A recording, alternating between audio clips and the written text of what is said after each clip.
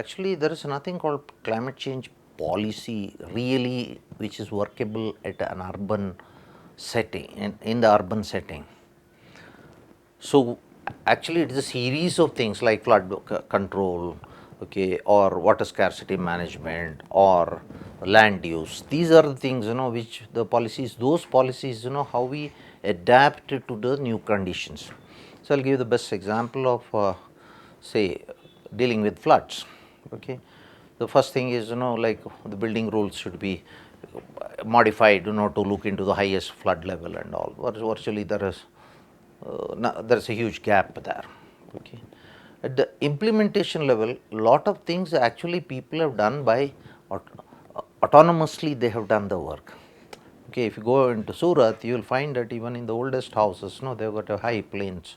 Now, even the ground floor, they don't use it that intensively as they use the first floor.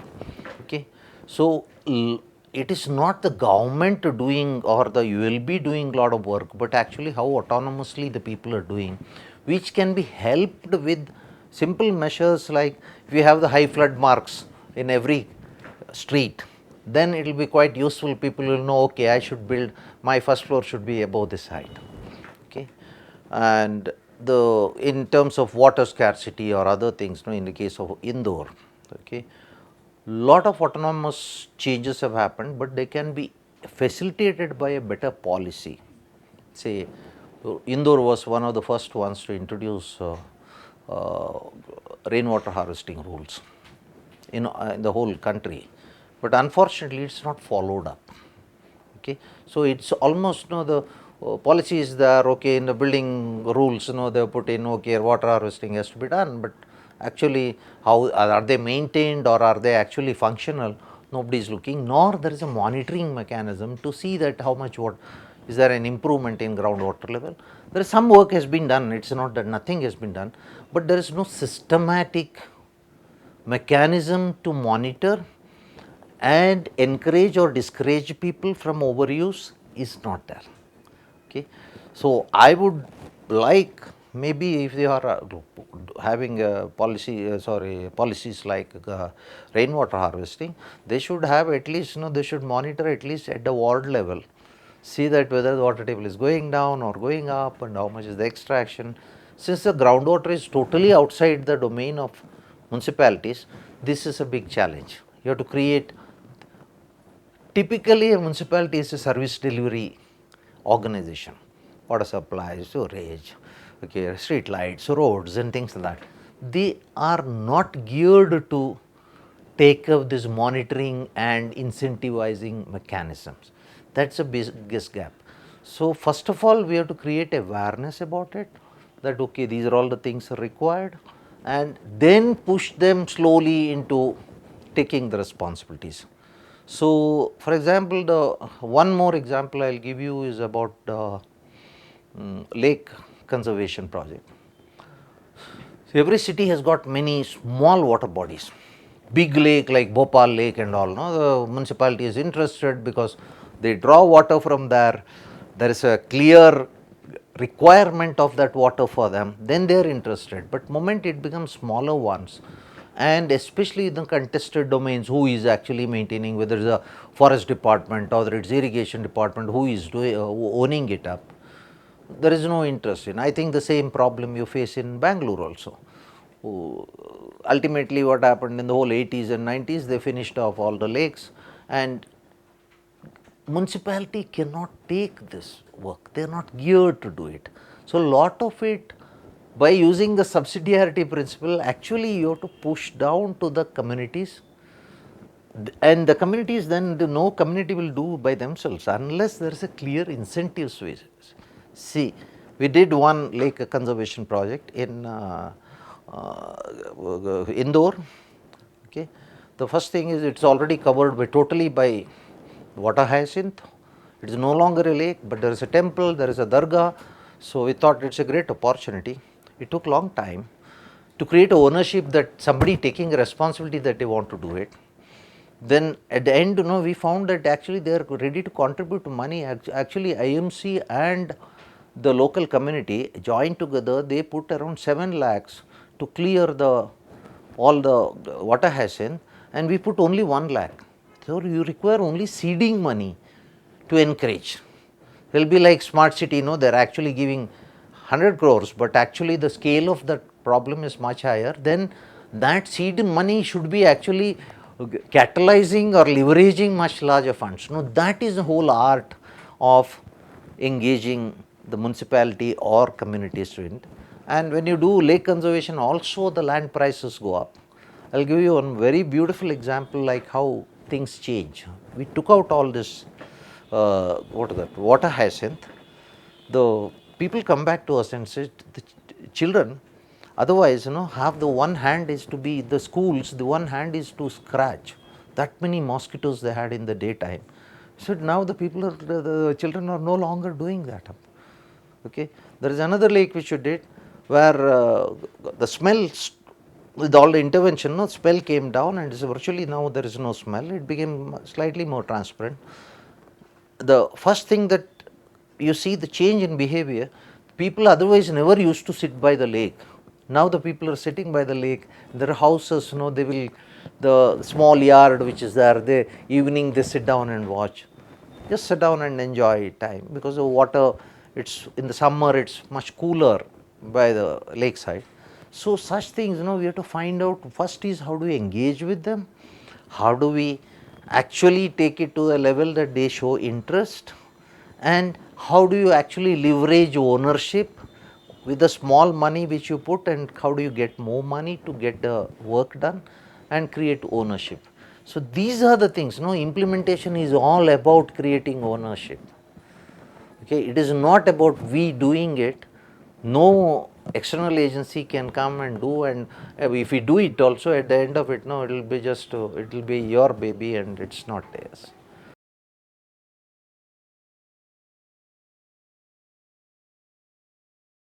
Resilience is not from the city level resilience.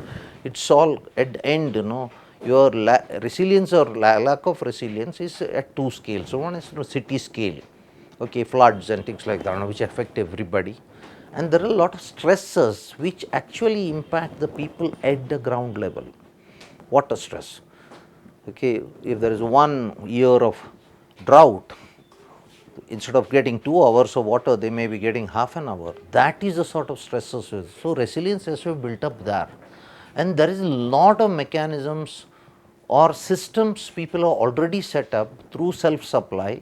Almost every middle class household or upper class household has at least 3 days storage, overhead tank, RO filters, all those things are there. But how do you actually make them aware of those things and get prepared for the scarcities, changing the behavior? These are the things which are much more important than actually city level you are trying to make a change. But there are things like flood early warning systems that has to happen at city level. But there is a lot of things in resilience is all about how the behavior changes and people investing on resilience. How do you create sufficient redundancy to take the shocks or take the stresses? These are important.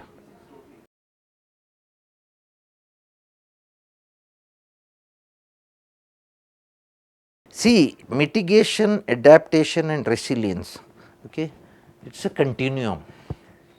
Lot of things you call as adaptation also has a mitigation angle. I'll give you one fantastic example of cool roofs. Cool roofs is a typical adaptation and resilience building option, but actually your AC bills actually go down. So energy which you have to draw to cool yourself is also reducing. So it has a mitigation angle. So there are activities which are only adaptation, there are activities which actually is a continuum. So you can't take it, these are 3 separate boxes, they are actually a continuum. The bringing together is identifying the right activities, okay, and you are seeing the mitigation angle to it, whatever it may be an adaptation measure, but actually it has got a mitigation angle, but quantifying it up and showing it as okay, this much energy saved or this much carbon saved. A lot of times we don't do it. So we see it, adaptation is all about adaptation, it's a separate box. Actually when we started it, this was, we are building resilience, we will take only projects which are looking into resilience building. Then I said, it's not so, there are a lot of things which you can do which actually reduces the actually carbon footprint of the city. So you see from that angle also and this angle also. On other areas there is only adaptation and resilience parts, which is like floods and things like that. There is no much what is the mitigation angle to it. So you have to see that it's projects where they fit in and how do you see the continuum, that is much more important.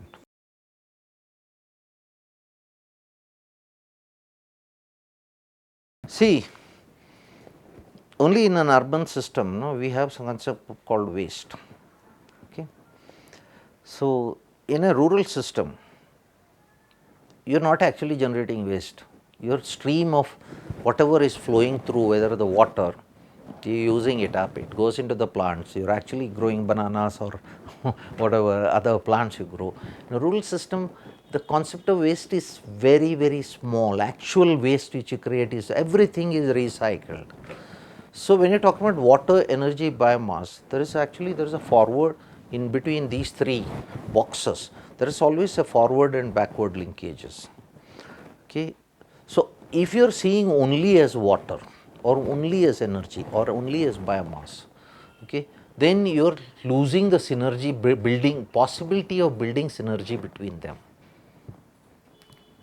So if you are looking into water, for example, water and energy and biomass, you add together, you take basically, then you are taking with the 2-3 areas in the from the municipal services angle. One is the water supply, one is the electricity, one is the say food and whatever. When you add this water into the your food system, actually you are creating waste. So there is tremendous possibility of actually reusing the waste, not taking it as waste, but actually it as a product which will be used. There is huge opportunities. If you are talking about decentralized water, sewage treatment and water supply at colony level, most of our waste you can actually use for generating biogas. That biogas can be used for lighting, that is your basically it cannot be used for like cooking and all, but people, there is a whole taboo problem is there, but you can use it for lighting, it can be used for running engines, for actually pumping water. So how the linkages you have to start establishing, and where, how strong is these three groups, and where is the intervention possible by converting water to energy, energy to biomass to energy, these things, these, it may not be possible today, it's technology at a household level, but if you are talking about 50, 100 households, there is a tremendous possibility of linking these up and actually becoming semi-autonomous in terms of water and energy. If you add up solar also, so a considerable part of your energy, water and biomass requirement you can meet. Simple thing like, instead of cool roof you are going for green roof, you can have whole urban agriculture which will give you something like 5 to 10% of your food needs. Okay. That actually can use the wastewater, and it also has a dimension of cooling your roof so that your energy consumption is reduced.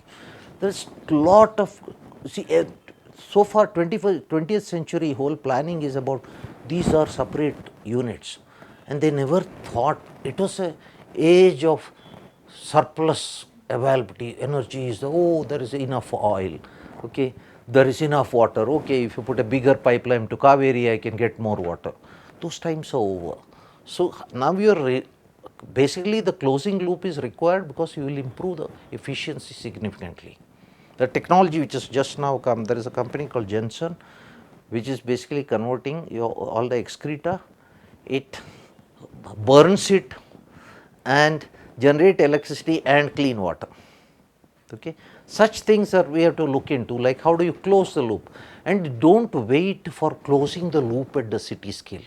That is the biggest mistake we have done in the 20th century, the whole planning of our sewage systems. You take all the water to the end of the city and they put a sewage treatment plant, and it generates several MLD of water, and that water cannot be used because it is far away from the city.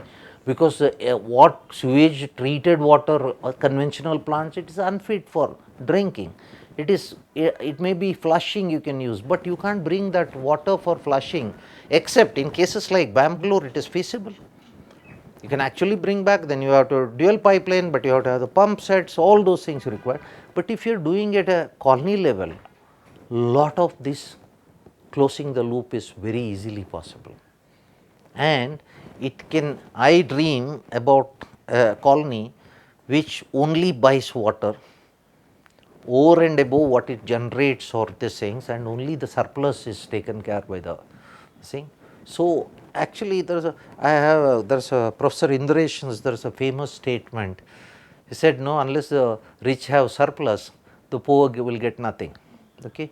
So with the current capacity of water or electricity, okay, we can actually make it surplus, not the 2-hour supply and all. You can actually make it surplus, so the rich and well off others can actually reduce their demand, so that that surplus can go to the poor. So it is a much more equitous system. That will require change in building control regulations. There will be whole real estate and how they behave and things like that, that has to change. And more than anything else, it's a great opportunity which people have not tapped. 20 years back, plots were sold. Okay, it is your job to build your house. Okay, all these places are built like that. But today, it's a real estate agency which actually builds, and you are only paying for the house. So he has already put in a system, okay, which to some amount already they have internalized. They will promise no 24/7 water and electricity and all. They already have a system. It's just a question of slight modification. Some rules change. I dream of a city where they buy water and energy only what they cannot produce. Okay, most of it is taken care, full recycling happens, at least to the things. At least the first level we can think about drinking water you import or get from the bore wells. All the flushing and other needs come from the recycling. Okay, and after maybe 2 or 3 rounds of recycling, it can actually get out of the system, because there will be a salt buildup and things like that, no, or toxic buildup will be there, and we can have much more safer environments, safer colonies, and your needs, a lot of needs are met. Okay, and that will also create a lot of jobs which nobody has looked into. Decentralized management will require a Mali, you will require people who are actually operating these plants, etc., which is actually you can have a lot of AMCs, which are local AMC companies which are providing the AMC. So it actually, you can take the, even the poor people who are coming from rural areas with very little skills except agriculture can be used for all your rooftop what is that, gardening work and things like that. See, despite all the things the smart city talks about, one of the things they are really worried about is the jobs, creation of the jobs. And these sort of small micro enterprises which can provide these services, it's not, and you do not have a time to sit down and do the gardening. But if there is, just like your maid comes, there is somebody who comes and does this and gives you the vegetable, leaves a basket there and goes, you are willing to pay for it. And it is safer because you know the food is like, it doesn't have the pesticides. What you get in the market, if you see the CSC report, you know that what I get is like fully poisoned material. So at least a part of it, you can be internalized. I think IHS is already doing some work on urban agriculture and things like that. This is how you close the loop. This is how you actually it's create win-win situations. So water, energy, biomass, instead of seeing it as a nexus, you take it as a system. Okay, it is not like something which is creating problems, but it's as a system. You actually are saving. It is a mitigation angle, it is an adaptation angle, it has got a resilience angle, and it's also human health safety angle. So how do you see it? How do you create that space for these micro companies? Not like you don't require a huge water company to come and do it. This is a job which can be done by a local people. Okay, So, local architects can design, local AMC guys which will have some all this thing, no, they have that, what is that, I forgot the name of it. There's a Japanese company which makes water cleaning system, okay, sewage treatment system. It's totally packaged, totally automated. I forgot the name anyway. Okay, so you can actually with the today's availability of equipment and digital technology, lot of it you can automate. Some of things which you cannot automate, you actually can have create jobs. And these jobs, low end jobs, but actually it will support a lot of people. That's how you combine water, energy and biomass.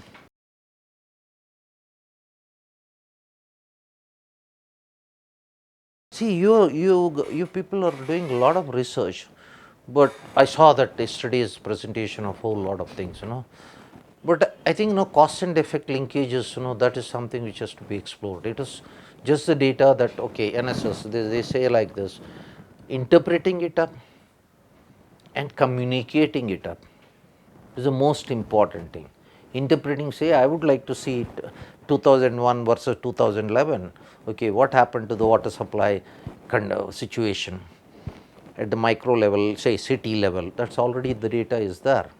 Okay, then if you look into how much actually investments have gone under water and sanitation, this thing, how much actually is the per capita investments and what are the returns they got? That's a best indicator for checking up. Oh, yes, you cannot compare, say, UP with Bangalore, but you can compare Andhra Pradesh with Bangalore, where a very similar water or what are the climatic conditions. You can see that sort of, what's that, unraveling the mystery of how things change. What are the things which are the drivers for such change?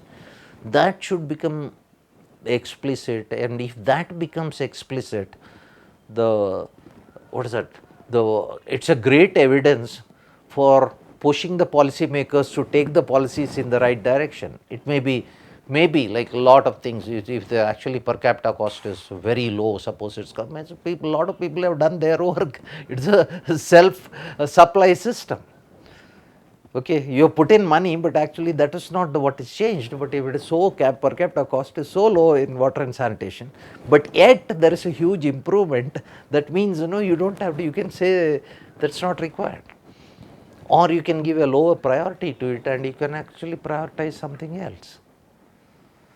So I think, what research which is being done, how to interpret and present it to the policymakers to drive the debate into more informed planning. Today's planning, all this policy making, everything is running in the thin air.